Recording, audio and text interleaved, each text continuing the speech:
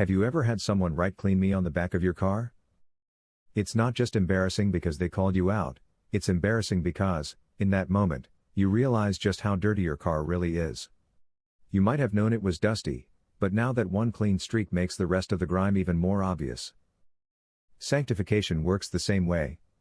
The moment you start cleaning up your life, you often feel like you're getting nowhere, or even making things worse. What seemed like small issues before now stand out in ways you never noticed. And that can be discouraging. But that's part of the process.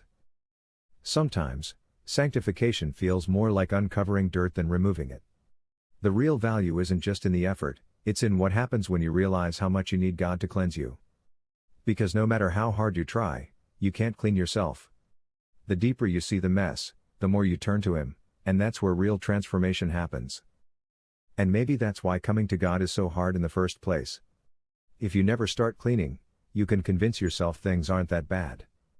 But once you take that first step, you have to face just how much is there. That's what keeps so many people away. It's easier to avoid the truth than to deal with the reality of sin. But the only way to be made clean is to let the one who can truly wash you do the work. But here's the thing, even after years of walking with the Lord, He still reveals new areas that need to be cleaned. I remember following Christ for 10 years, thinking I had made so much progress, and then all of a sudden, God showed me something about myself that had been there all along. And I was like, Lord, this has been here the whole time? How in the world have you let it stay? It reminds me of Peter in Acts 10. Here he was, a disciple of Jesus for over 10 years, a pillar of the early church, and yet God had to reveal to him that he should be welcoming Gentiles.